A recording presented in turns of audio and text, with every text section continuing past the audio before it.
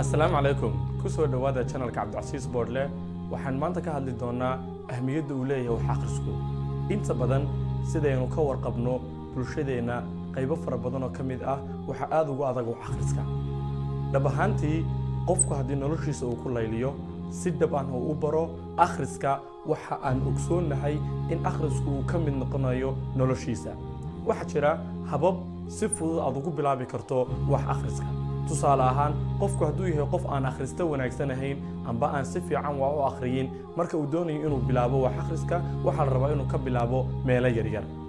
haddii aad maanta soo qaadid tusaale ahaan aad tiraadid buug baan dhammaystirayaa buugga nuxurkiisii iyo dulucdiisii kuguma daadagiso laakiin marka la rabo inaad wax akhriska aad barato weliba aad joogtiso caado aad ka dhigato waxaa la doonayaa wax akhriskaaga in aad ka bilowdo meelo fudud ama meelo sahlan sida adigoo maanta akhrinaya page maalinta labaad 2 page maalinta saddexaad 3 page waxa la doonayaa qofku markuu rabo wax inuu akhristo amba akhriska inuu bilaabo inuu tago goob ku habboon wax akhriska tusaale ahaan waxa aad joogtaa sariirtaada waxa doonaysaa inaad wax ku dul akhrisato kaas akhris ma noqonayo kuma suurtagalayo wax akhris dhaba haddaad doonayso inaad samayso waxa laga rabaa in aad samaystid miis iyo kursi aad wax ku akhrisato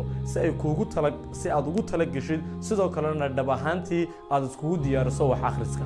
waxa loo baahan yahay goobta aad wax ku akhriyaysaa inay noqoto goob degan oo buuq iyo qayle iyo sawaxan midna aan lahayn waayo waxay keenayaan in wixii aad akhriyayso nuxurkiisii iyo muhiimadiisii ay kugu daadagi weydo waxyaabaha muhiimka u ah wax akhriska waxaa ka mid ah qofku marka uu doonayo inuu wax akhriyo waliba waxa uu akhriyana wax anfaca oo ama information muhiim ah inuu doonayo markuu rabo inuu akhriyo waxa laga rabaa in shayga uu akhrinayo qofkan uu attention siiyo ahmiyad uu lahaado tusaale waxaan doonayaa buug maanta inaan akhriyo buugga maba xiiseeyaba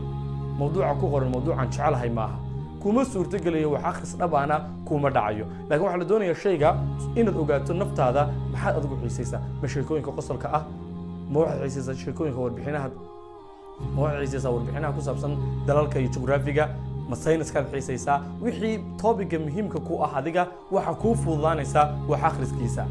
waxaanu ka warqabnaa in hore laynagu sheegay the more you read amba odhahda tiraada the more you read the more you know qof waliba qofku ka akhriska badan yahay uu ka aqoon badan yahay qof waliba intuu akhriyo ayuu aqoontiisu ay gaarsiisan tahay okay waxa loo baahan yahay inaynu ku dadaalno dhammaanteen sidin u noqon lahayn akhristayaal wanaagsan waxa suurtagal ah marka ugu horeysa akhriska aad doonayso inaad bilowdo in ay mararka qaar indhuhu kugu daalaan mararka qaar buug intaad soo qaadatid telefoonkaaga inaad la soo baxdo istiraadid ku yara naso telefoonkaaga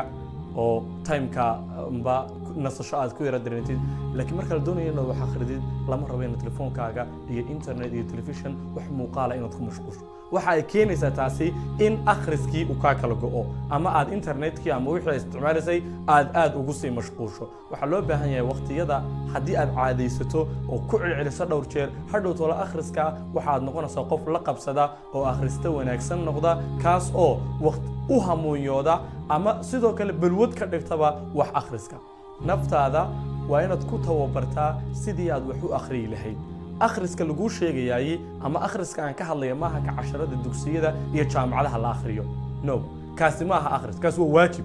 because haddii aad akhrin weydo casharkii iskuulka you will fail waad ku dhacaysaa imtixaankiida laakiin akhriska aan sheegaya waa qofku inuu si dabiiciya uu u doono ugu baahdo u hamoonyoodo inuu wax akhriyo intaas insha allah ayaan ku soo koobi doonaa mawduuceena maanta waxaan halkan idinku soo gudbin doonaa mawduucyo kala duwan oo bulshada faa'iido u leh kuwaas oo aqoontooda iyo khibradooda iyo sidoo kale xirfadahoogaba kor u qaadi doona dhammaantiin waxaan idinkaga tegayaa intaynu muuqaal kale iskugu iman doono assalaamu calaykum waraxmatullaahi wabarakaatuh